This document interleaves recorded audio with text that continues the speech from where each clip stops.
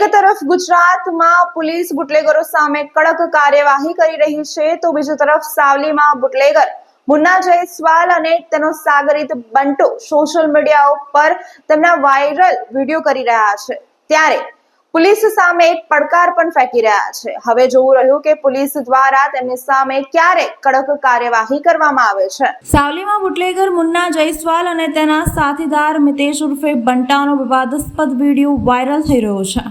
સાવલી પંથકમાં અસામાજિક તત્વો સામે હવે શું કાર્યવાહી થાય છે તેના પર સૌ કોઈની નજર છે।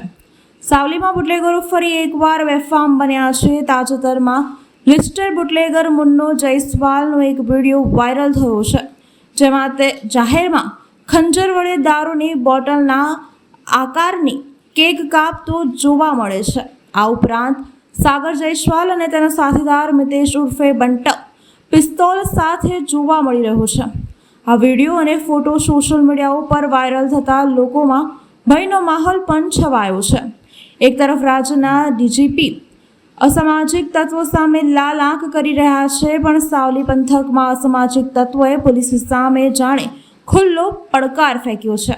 સ્થાનિક સ્તરે ચર્ચા છે કે ગુનેગાર અગાઉ પણ વિવિધ ગુનાઓમાં સંડોવાયેલો છે અને પાસા હેઠળ જેલ ભોગવી ચૂક્યો છે। તેમ છતાં પોલીસ અને કેટલાક પ્રભાવશાળી લોકો સાથેના સંબંધોને કારણે તેઓ ફરીથી ખુલ્લેઆમ ગેરકાયદેસર પ્રવૃત્તિઓ કરી રહ્યા છે। હવે સવાલ એ છે કે સાવલી પોલીસ આ ગુનાહિત પ્રવૃત્તિઓ સામે શું પગલાં લેશે? શું બુટલેગરો સામે કડક કાર્યવાહી થશે? શું કાયદાને પડકાર ફેંકનારાઓ સામે કડક કાર્યવાહી પોલીસ દ્વારા કરવામાં આવશે?